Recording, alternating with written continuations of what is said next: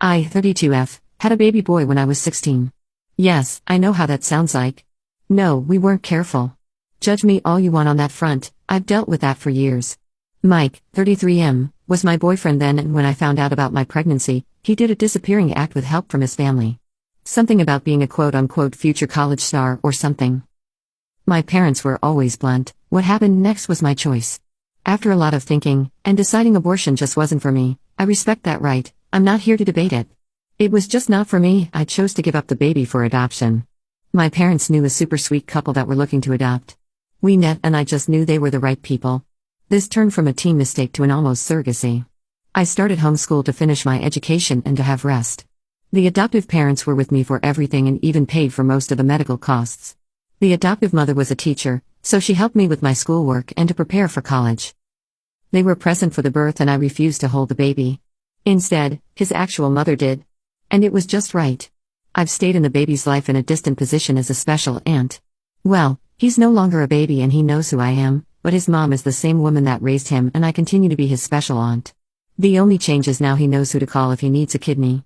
His sense of humor is like mine, go figure. We talk maybe once in a blue moon, which in all honesty is the best. He's happy and I don't regret giving him up to have a happy life. For my part, I married 6 years ago. My husband, Aaron, 44M, was divorced in good terms with Bella, 40F. They have 2 children together. A boy that is 16 and a girl that is 19. Aaron made it clear since we began dating that his kids' approval was important and that Bella was part of his life forever. Not as a spouse but as a friend and mother to his children.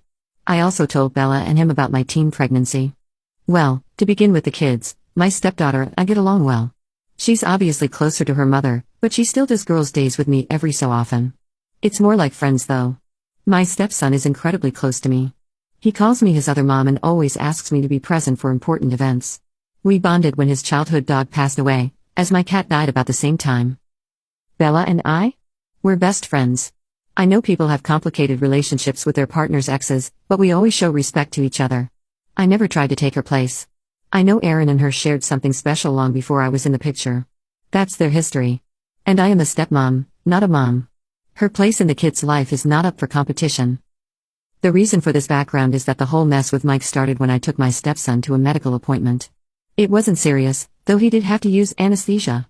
Aaron and Bella both couldn't get the day off. They tried, but their jobs are on call and they cannot easily take time off. So I went on my own to be my stepson's support. I didn't recognize Mike as one of the doctors.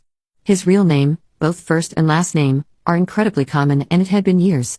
Not to mention my priority was being my stepson's support and everything else was secondary. After my stepson was done, he was a bit out of it as expected.